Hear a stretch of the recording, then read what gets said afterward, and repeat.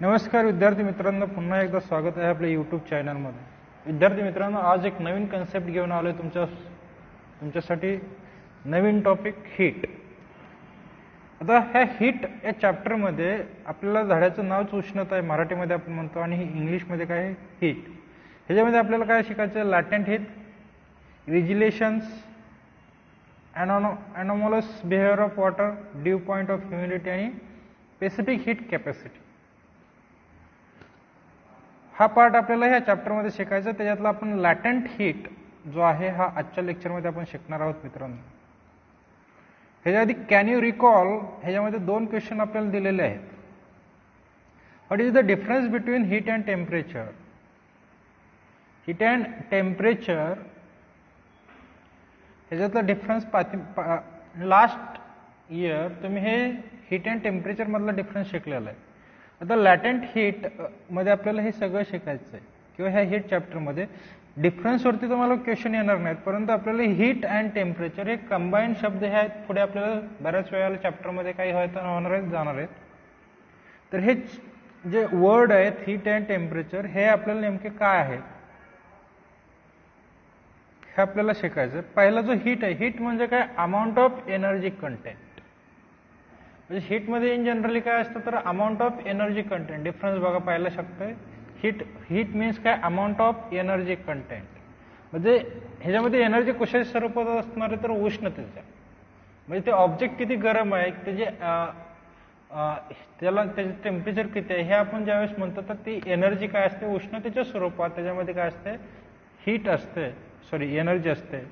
म्हणजे हीट म्हणजे काय तर अमाऊंट ऑफ एनर्जी कंटेंट किंवा कॅपॅसिटी टू। आता एनर्जीची जर डेफिनेशन आपल्याला बघायचं म्हटलं तर कॅपॅसिटी टू वर्क डन।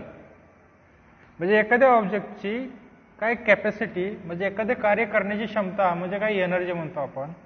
म्हणजेच काय तर आता हे कार्य कसं करणार तर हीटच्या स्वरूपात हे काय करणार आहे? कार्य करणार आहे। ओके। आणि टेम्परेचर म्हणजे काय? It measure the intensity of heat. हीटची इंटेन्सिटी किती आहे, म्हणजे एखादा ऑब्जेक्ट किती कूल आहे, किती हॉट आहे, त्याचं टेम्परेचर जे आहे आपण मेजर करण्यासाठी ते ऑब्जेक्टचं टेम्परेचर किंवा हीट एनर्जी काउंट करण्यासाठी कशाचा उपयोग करत असतो तर टेम्परेचरचा उपयोग करत असतो। त्याला काय म्हणतो आपण? टेम्परेचर म्हणतो। जर आपण बघितलं तर हीटचं जे फ्लोईंग आहे हे काय? Hot object to cold object होत असतं। म्हणजे एखाद्या गरम पदार्थाकडून काय थंड पदार्थाकडे हे हीट एनर्जी काय होत असते? ट्रॅव्हल होत असते। बघा, हॉट टू काय कोल्ड कडे काय होणार? हे ट्रॅव्हल होणार आहे। आणि हे जे आहे टेम्परेचर मध्ये जर आपण बघायचं झालं तर जर इन्क्रीज हीट, ज्यावेळेस इन्क्रीज कधी टेम्परेचर इन्क्रीज कधी होणार आहे? ज्यावेळेस हीट एनर्जी ज्यावेळेस सप्लाय होणार आहे त्या ऑब्जेक्टला काय होणार आहे? ज्यावेळेस हीट एनर्जी सप्लाय होणार आहे त्यावेळेस त्या ऑब्जेक्टचं टेम्परेचर इन्क्रीज होणार आहे। त्या ऑब्जेक्टचं टेम्परेचर डिक्रीज कधी होणार आहे? ज्यावेळेस आपण हीटचं सप्लाय काय करणार आहे? कमी करणार आहे, त्यावेळेस त्या ऑब्जेक्टचं टेम्परेचर काय होणार आहे? कमी होणार आहे। ओके। ना पुढचा जो आहे तो काय? ह्याच्यासाठी इन्स्ट्रुमेंट, हीटसाठी मेजर करण्यासाठी इन्स्ट्रुमेंट कुठलं असतं हीट मेजर करण्यासाठी? तर कॅलरीमीटरचा आपण काय करत असतो? Use of कॅलरीमीटर for measuring the heat energy. आणि टेम्परेचरचं जर मेजर करायचं असतंय तर आपण काय करतो? आपण ते थर्मामीटर काय करत असतो? त्याला वापरत असतो। कशाचा? थर्मामीटरचा। जर आपण युनिट बघितलं, हीटचं युनिट काय तर जूल आहे। काय? जूल। आणि टेम्परेचरचं काय? डिग्री सेल्सिअस आहे। आणि आपण जर बघितलं ह्याला दर्शवण्यासाठी हीटला जर आपण डिनक्शन जे आपण शॉर्ट फॉर्म मध्ये कशा क्यू हे इंग्लिश अल्फाबेटने दाखवतो आणि टेम्परेचर कशाने दाखवतो तर टी ने दाखवतो। ओके। अशा प्रकारचा हा डिफरन्स हा काय करायचा आहे?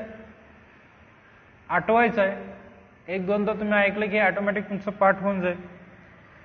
परत पुढचं जे क्वेश्चन दिलं, recall different way of heat transfer. Heat ट्रान्सफरच्या कुठल्या कुठल्या मेथड आहेत तर 3 प्रकारे हीट ट्रान्सफर होऊ शकतात। कंडक्शन, कन्व्हेक्शन आणि रेडिएशन ने काय होत असतं? हे हीट ट्रान्सफर होत असतं। पहिली जी आहे कुठली? कंडक्शन। आपण ह्या कंडक्शन बद्दल थोडीशी चर्चा करू.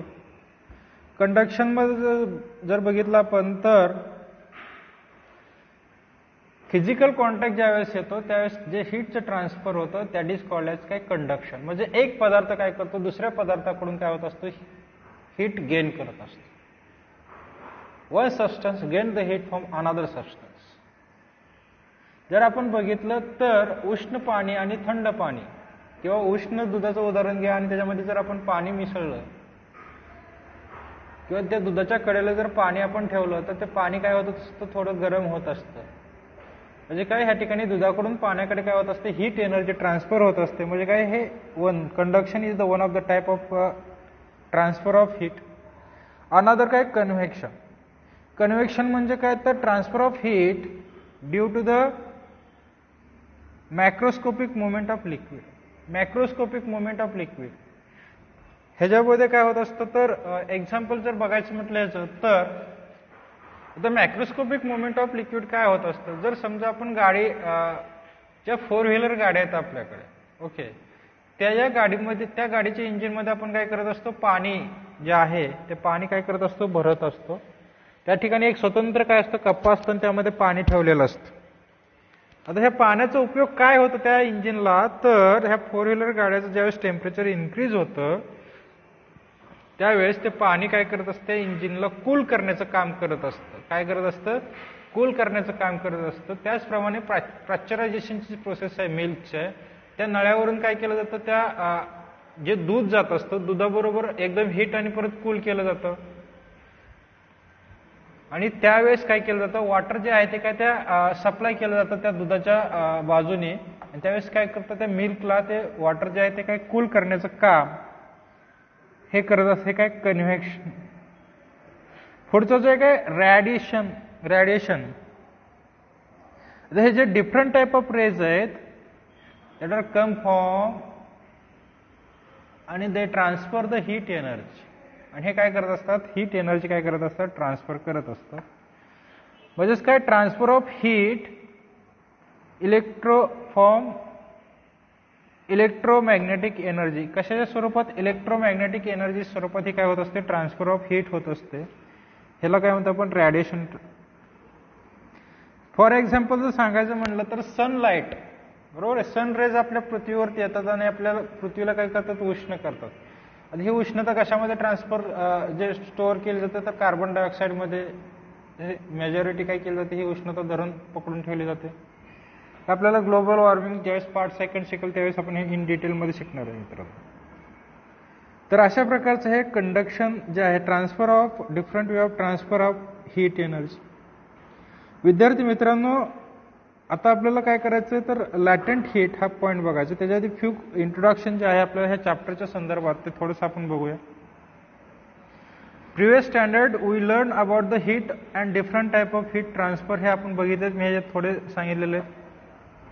आणि त्याच्या रिलेटेड जे आहेत experiment related expansion and conduction of solid liquid and gas हे एक्सपेरिमेंट सुद्धा आपण त्यावेळेस काय केलेलं आहे तर हे केलेले आहेत सॉलिड लिक्विड गॅसेसचे. आणि आताच आपण हीट अँड टेम्परेचरचा डिफरन्स बघितलेला आहे आणि टेम्परेचर मेजर जे आहे आपण बघितलं आहे कशा थर्मोमीटरचा वापर करून. तर आपल्याला ह्या चॅप्टरमध्ये phase of transformation anomalous behaviour of water dew point आणि humidity specific heat capacity are related certain phenomena experience by our day to day life. ह्या ज्या कन्सेप्ट आहेत ह्या सगळ्या आपल्याला कन्सेप्ट ह्या चॅप्टरमध्ये शिकायच्या. विद्यार्थी मित्रांनो आता आपल्याला लॅटंट हीट काय करायचं शिकायचं. आता ह्या ठिकाणी जर आपण बघितलं तर लॅटंट हीट काय आहे. What is latent heat. मराठीमध्ये आपण त्याला काय म्हणतो अप्रकट उष्मा. काय म्हणायचं त्याला अप्रकट उष्मा.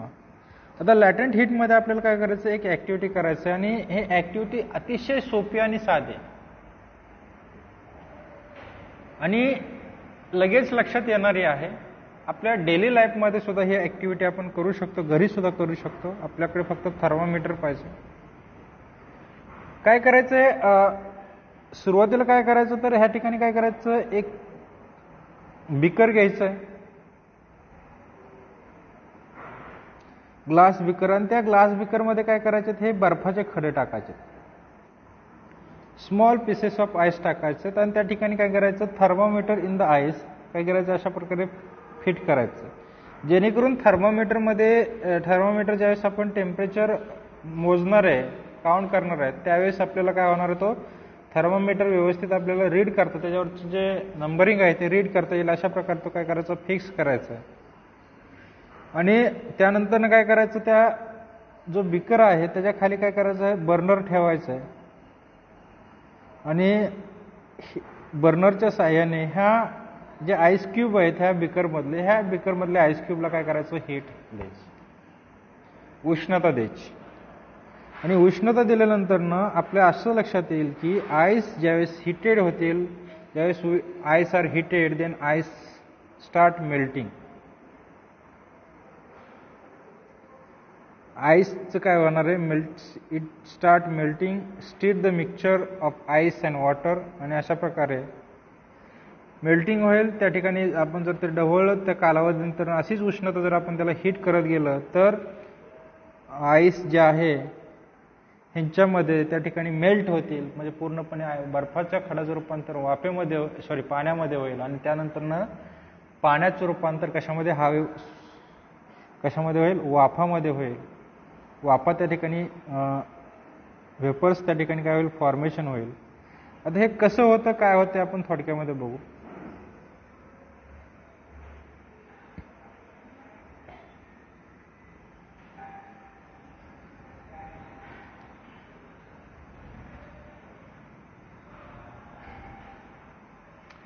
जर आपण ह्याला उष्णता द्यायची आणि ह्याच्यामध्ये तापमान आणि वेळ, म्हणजे प्रत्येक मिनिटाला काय करायचं, आपल्याला हे टेम्परेचर मोजायचं.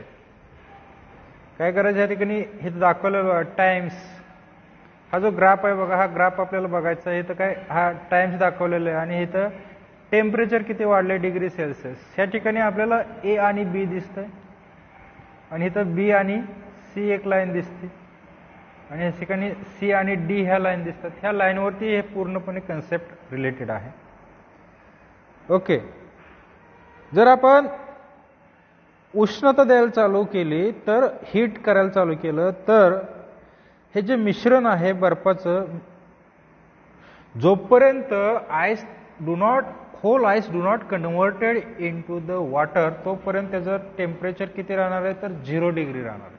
हाऊ मेनी डिग्री, 0 डिग्रीज राहणार आहे. ओके, कुठपर्यंत, जोपर्यंत बर्फाच्या सर्व तुकड्याचं काय होत नाही, सर्व बर्फ जो आहे तो काय होत नाही, that are not converted in to the water, जोपर्यंत तो पाण्यामध्ये त्याचं रूपांतर होत नाही तोपर्यंत त्याचं टेम्परेचर जे आहे काय 0 डिग्री राहील. आफ्टर आपण जर त्या ठिकाणी आईसचं कन्व्हर्जन वॉटरमध्ये झाल्यानंतर आपण जर उष्णता हीट करणं चालू ठेवलं, उष्णता देणं चालू ठेवलं, तर त्याचं तापमान काय होतं, वाढू लागतं, आणि हे temperature of water increase up to the 100 degree Celsius. बघा या ठिकाणी काय 100 डिग्री सेल्सिअस दाखवलं. कुठपर्यंत, ice converted in to water, आणि जर ह्या वॉटरला आपण उष्णता दिली तर काय होणार आहे, हे टेम्परेचर स्लोली काय होणार आहे, राईज होणार आहे. या ठिकाणी दर्शवलेला टाइम आहे इथं, आणि हे टेम्परेचर कुठे जाणार आहे, तर 100 डिग्री सेल्सिअस पर्यंत जाणार आहे. आणि ज्यावेळेस 100 डिग्री सेल्सिअसला तापमान जाईल त्यावेळेस काय होणार आहे, हे ज्या वॉटरचं जे मेल्ट झालेलं जे वॉटर आहे हे जर रूपांतर, that are converted in to the vapours. आणि हे कशामध्ये, इथं काय होणार आहे, हे जो रूपांतर कशामध्ये होणार आहे, वेपर्समध्ये होणार आहे. म्हणजे कशामध्ये होणार आहे, हे वाफेमध्ये काय होणार आहे, हे जो रूपांतर होणार आहे. आणि ॲट दॅट टेम्परेचर परत 100 डिग्रीच्या पुढं, 100 डिग्रीच्या पुढं हे टेम्परेचर वाढतं का, तर नाही वाढत. हे सर्व पाण्याच्या वाफेत रूपांतर होत असताना या ठिकाणी whole water that are converted in to vapours जरी झालं, सगळं पाण्याचं रूपांतर जरी कशामध्ये झालं बघा, वेपर्समध्ये झालं, तरी 100 डिग्रीच्या पुढं त्या वॉटरचं टेम्परेचर वाढत नाही. 100 डिग्री सेल्सिअसला काय होत असतं, हा टेम्परेचर जे आहे ह्या वॉटरचं काय राहत असतं, कॉन्स्टंट राहत असतं. काय कॉन्स्टंट राहत असतं. आता ह्या ठिकाणी जर आपण बघितलं तर ह्याच्यावरून आपल्याला काय डिनोट होतं, हे जो ग्राफ आहे हा ग्राफ जर आपण बघितला तर ह्या ठिकाणी जर बघितलं आपण तर इथपर्यंत 4 मिनिट आहेत बघा. ओके, इथं टेम्परेचर वाढले काय, इथपर्यंत टेम्परेचर नाही, टेम्परेचर काय 0 डिग्री सेल्सिअस आहे, परंतु इकडं टाइम काय केलेला आहे, वाढत गेलेला आहे. म्हणजे ह्या ठिकाणी आईस प्लस काय वॉटर आहे, सॉलिड प्लस लिक्विड. आपण ऑलरेडी काय म्हटलंय, जोपर्यंत काय होत नाही, सर्व बर्फाचं whole ice are not converted into water, जोपर्यंत सर्व बर्फाचं रूपांतर वॉटरमध्ये होत नाही तोपर्यंत त्या ठिकाणी त्या वॉटरचं टेम्परेचर काय होत नाही, इन्क्रीज होत नाही. तर इथं जे आहे AB जो आहे ह्या ठिकाणी लाईन AB जी आहे इथपर्यंतची जी लाईन आहे हे काय दर्शवतं आपल्याला, हे AB टेम्परेचर जे आहे काय स्थिर दर्शवतं, काय दर्शवतं, कॉन्स्टंट टेम्परेचर दर्शवतं. म्हणजे या ठिकाणी टेम्परेचर वाढले का तर नाही. and that indicate the conversion of ice into the water. म्हणजे ह्या ठिकाणी 4 डिग्री सेल्सिअस पर्यंत काय होणार आहे, 4 मिनिटापर्यंत काय होणार आहे, या ठिकाणी पूर्णपणे बर्फाचं रूपांतर कशामध्ये होणार आहे, वॉटरमध्ये होतं. आणि हे होत असताना काय होत असतं विशिष्ट, म्हणजे जर आपण बघितलं तर when ice heated it melt into the 0 degree Celsius and convert into the water at constant temperature. आणि आईसला हीट केल्यानंतर ना इट मेल्ट कशामध्ये, मेल्ट ॲट 0 डिग्री सेल्सिअस आणि कन्वर्ट इनटू द काय वॉटर. ह्याच्यावरून आपण निष्कर्ष काय काढू शकतो की 0 डिग्री सेल्सिअसला आईसचं रूपांतर कशामध्ये होतंय, वॉटरमध्ये होतंय. आणि आईस जे आहे absorb heat energy during this transition and absorb of energy continuous still to the ice converted in to the water. आणि ड्युरिंग दिस पॉईंट काय होत असतं, म्हणजे ह्या 0 डिग्री सेल्सिअसला आईस जो आहे हा काय करत असतो, वितळण्यासाठी लागणारी जी आहे उष्णता जी आहे हीट ही काय केली जाते, ॲब्सॉर्ब करतो. आता हे हा बदल होण्यासाठी म्हणजे conversion of ice to water heat absorb केली जाते. परंतु हे कुठपर्यंत ॲब्सॉर्ब करतं, तर जोपर्यंत कुठपर्यंत ॲब्सॉर्ब करणारे आईस हीट, जोपर्यंत whole ice is not converted into the water. कुठपर्यंत, जोपर्यंत पूर्णपणे बर्फ कशामध्ये रूपांतरित होत नाही, पाण्यामध्ये, द्रवामध्ये रूपांतरित होत नाही, तोपर्यंत ही प्रोसेस काय होत असते, चालू असते. आणि during that condition the temperature remain constant, किंवा during that transition temperature remain constant and this constant temperature at which ice is converted in to the water. बघा हे जे टेम्परेचर आहे, during this temperature ice is converted in to the water is called melting point of ice. त्याला काय म्हणतो आपण, melting point of ice. कुठल्या कंडिशनला, तर ज्यावेळेस बर्फाचं रूपांतर कशामध्ये होतं, तर पाण्यामध्ये होतं, ह्या प्रोसेसला आपण काय म्हणतो, आपण बर्फाचा द्रवणांक म्हणजेच काय, मेल्टिंग पॉईंट ऑफ आईस. काय म्हणायचं त्याला, melting point of ice. During this transition solid phase to liquid and object absorb heat energy but temperature does not increase. परंतु ह्या ठिकाणी टेम्परेचर इन्क्रीज होते का, नाही होत. आता ड्युरिंग दिस ट्रान्झिशन, हे जे ट्रान्झिशन स्टेट आहे म्हणजे ह्याच्यामध्ये काय होते, तर ड्युरिंग दिस ट्रान्झिशन काय होते या ठिकाणी, तर हे जे म्हणजे सॉलिडचं रूपांतर कशामध्ये होतं, सॉलिड फेज टू काय लिक्विड फेज. म्हणजे जे आईस आहे, आईसचं रूपांतर कशामध्ये होतंय, कन्वर्टेड इनटू काय वॉटर मध्ये होतंय. परंतु त्यावेळेस काय होत असतं, हे ऑब्जेक्ट जे आहे absorb heat energy, object absorb heat energy but temperature does not increase.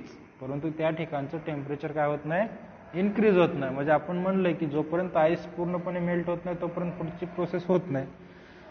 This heat energy is utilized for weakening the bond between the atom or molecule of solid and transform into काय liquid.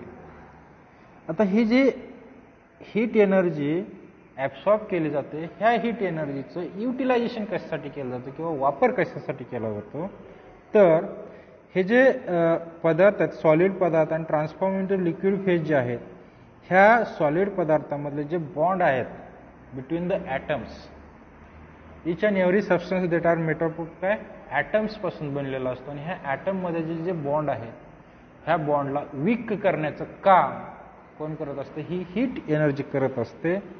आणि त्यानंतर ना त्याचं transfer कशामध्ये होत असतं, liquid फेजमध्ये होत असतं. Heat energy absorb at constant temperature during transformation of solid into liquid called latent heat fusion.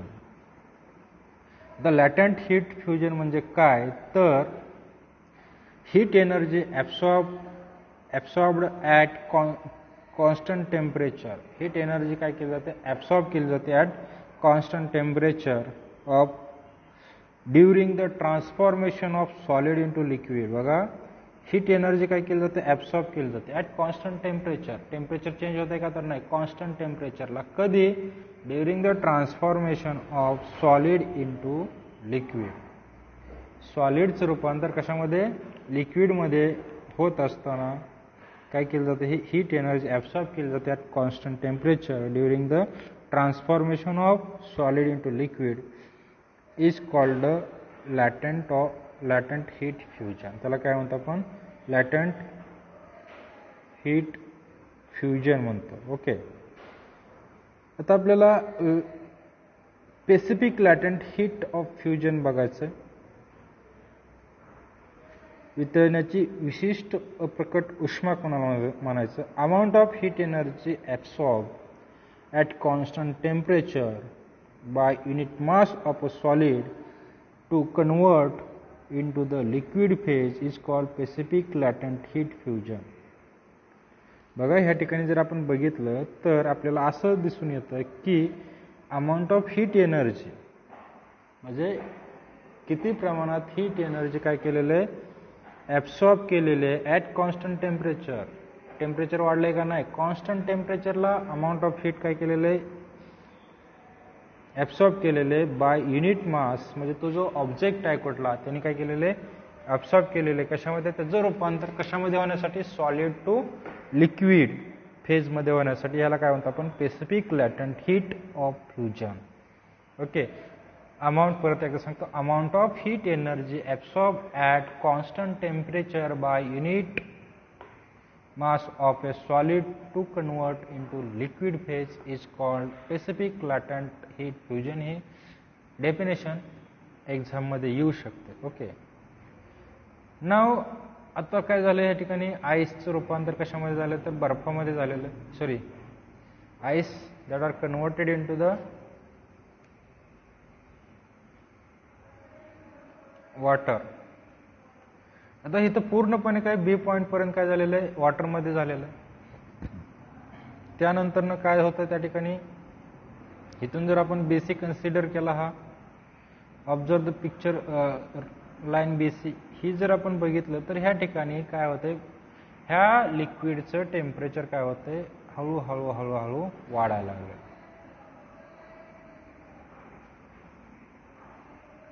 म्हणजे काय होतं, टेम्परेचर काय होतं, इन्क्रीज होतं. आणि हे टेम्परेचर कुठपर्यंत इन्क्रीज झालेलं बघा, आपल्याला ह्या ठिकाणी एक लाईन दिसते वरती. Okay, that indicate the temperature, highest temperature of that water. म्हणजे काय 100 डिग्री काय दिसते आपल्याला या ठिकाणी दिसते. म्हणजे कुठपर्यंत वाढतं तर 100 डिग्री सेल्सिअस पर्यंत काय होतं, वाढतं. आणि इट इज जे वाढ आहे, increase in temperature that indicated by line BC. ह्या BC द्वारे आपल्याला काय दिसतं, हे कसं वाढलंय ते दिसतंय. आणि आफ्टर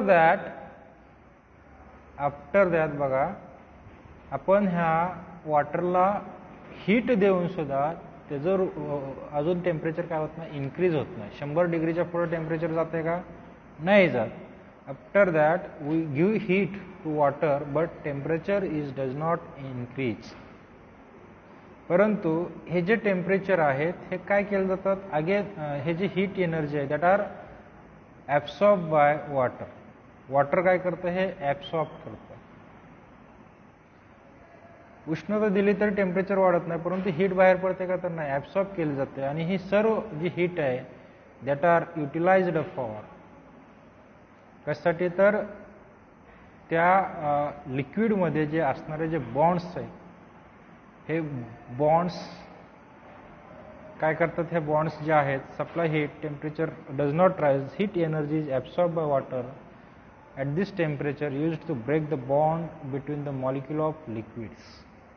हे जे लिक्विड्स आहेत ह्या लिक्विड्समधले जे मॉलिक्युल्स आहेत ह्या लिक्विडमधल्या मॉलिक्युलचे जे मॉलिक्युलमधले जे बॉन्ड्स आहेत हे बॉन्ड्स ब्रेक करण्यासाठी ह्या हीटचा उपयोग केला जातो. Between the molecules and liquid are converted into the gaseous state. Liquid जे आहे हे लिक्विडचं रूपांतर कशामध्ये होतं, liquid into the gaseous state. Gaseous स्टेटमध्ये काय होतं, याचं कन्वर्जन होतं. Thus the during transformation from liquid phase to gaseous phase heat energy is absorb by the liquid but temperature does not change. बघा काय म्हटलं इथं, तर during transformation of liquid phase to gases phase, liquid फेजपासून gases फेजमध्ये ज्यावेळेस transformation होत असतं त्यावेळेस heat energy is absorb by the liquid. कशासाठी लिक्विडमध्ये लिक्विड हीट एनर्जी ॲब्सॉर्ब करतो, तर break the bonds between the molecule, त्या लिक्विडमध्ये असणारे जे बॉन्ड्स आहेत हे ब्रेक करण्यासाठी ही हीट एनर्जी ॲब्सॉर्ब केली जाते. परंतु त्या ठिकाणी त्या लिक्विडचं टेम्परेचर जे आहे ते काय होत नाही, चेंज होत नाही, do not change. At this constant state temperature at which liquid form gases state, हे जे at constant temperature at which liquid transform into काय gases state called boiling point of the liquid. आणि त्याला काय म्हणतो आपण, boiling point of the liquid. आणि ह्या कंडिशनला, कुठल्या कंडिशनला, ज्या कंडिशनला टेम्परेचर कसं असणार आहे, कॉन्स्टंट असणार आहे. बघा 100 डिग्रीच्या आधी पण काय होतं, लिक्विडमध्ये वेपर्समध्ये रूपांतर होतं, परंतु परत उकळायच्या आधी पण काय होतं, त्या ठिकाणी थोड्या थोड्या वाफा आपल्याला जाणवतात, परंतु ते बॉइलिंग पॉईंट म्हणायचं का नाही. ज्यावेळेस टेम्परेचर कॉन्स्टंट राहतं, टेम्परेचर वाढत नाही आणि लिक्विडचं रूपांतर कशामध्ये होतं, liquid transform into the gases state, लिक्विडचं रूपांतर कशामध्ये होतं, गॅसेस स्टेटमध्ये होतं, त्या पॉईंटला काय म्हणतो आपण, boiling point of the liquid. त्याला काय म्हणतो आपण, boiling point of the liquid. ह्याच्यावरून आपल्याला लॅटंट हीट ऑफ वेपरायझेशन बघायचं. The heat energy absorb at constant temperature during transformation of liquid into the gas is called latent heat of vaporisation. ह्याला काय म्हणायचं, तर लॅटंट हीट ऑफ वेपरायझेशन. काय कोणाला म्हणायचं, heat energy absorb at constant temperature, heat energy absorb at काय, constant temperature during the transformation. कोणाचं transformation होतं, तर लिक्विडचं कशामध्ये, गॅसेसमध्ये काय होतं, ट्रान्सफॉर्मेशन होतं, is called latent heat vaporization. आणि amount of heat energy absorbed at constant temperature by unit mass of liquid to convert into gaseous product or gaseous phase is called specific latent heat of vaporization. म्हणजे amount of heat energy absorb केली जाते at constant temperature. वरती पण आपण बघितलं होतं की specific latent heat of fusion, त्याच्यामध्ये पण कॉन्स्टंट ही सेम आहे. Amount of heat energy absorb at constant temperature by unit mass of a. इथपर्यंत सेम लिहायचं, तिथून पुढं फक्त solid to convert into liquid phase कशामध्ये लिहायचं, तर स्पेसिफिक लॅटंट हीट फ्युजन. आणि ह्याच्यामध्ये काय लिहायचं, तर vapours liquid is converted into gaseous phase, त्याला काय म्हणतो आपण, specific latent heat of vaporisation. अशा प्रकारे लॅटंट हीट आपण आता बघितलं. मला वाटतं हे तुम्हाला समजलं असेल व्यवस्थितरित्या. ग्राफवरती आपल्याला हे बघायचं. पुढचा जो पॉईंट आहे तो काय, रिजलेशन. कन्सेप्ट तुम्हाला थोडीशी वेगळी वाटेल. रिजलेशन आपण शिकायच्या आधी आपण ही ॲक्टिव्हिटी बघूया. आपण ह्या ठिकाणी जर आपण बघितलं तर रिजलेशनमध्ये जर बघितलं आपण तर एक कृती करायची आपल्याला, सहजासहजी घरी सुद्धा कृती करायला येते. एक स्लॅब ऑफ आईस घ्यायचं आहे. स्लॅब, ह्या ठिकाणी आईस स्लॅब दिसतोय आपल्याला, म्हणजे मोठा काय करायचं, एक बर्फाचा ठोकळा हे करायचं, काय बर्फ घ्यायचा आहे मोठा जाडजूड असा. त्याला एक काय करायचं, दोरी घ्यायची, सॉरी दोरी म्हणून तार घ्यायची, आपण दोरी तुटून जाईल, तार घ्यायची, तार आपल्याकडे असते. त्याला दोन्ही साईडला काय करायचं, ते वजन लावायचे, वेट लावायचं. हे जे वेट आहे हे तार आहे आणि मेटल वायर घेतली तरी चालते आपल्याला, तार आपण वायरीमधली तार कुठलीही काढली तरी. दोन्ही साईडला वेट लावायचे आणि त्याच्यावरती काय करायचं, हे ठेवून द्यायचं. आणि हे वेट जे आहे ते काय सेम घ्यायचे, वेगवेगळे घ्यायचे नाहीत. हे दोन्ही वेट, हे जे वजन काय असणार आहेत सेम असणार आहेत.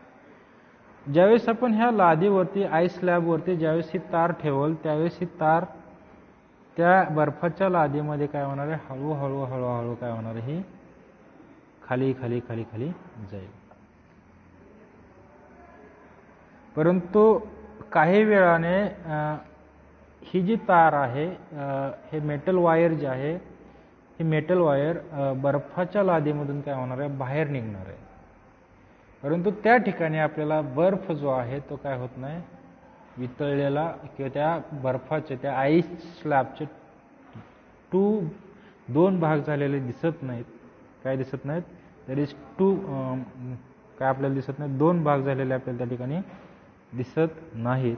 हे असं काय होतं. आता जर आपण बघितलं, ही तार ठेवली, तार आतमध्ये कसे जाणार, ड्यू टू एक्सटर्नल प्रेशर ह्याच्यावरती अप्लाय झाला बर्फावरती, त्याच्यामुळे ती तार जी आहे ती मेटल वायर आहे काय होणार आहे, आतमध्ये जाणार.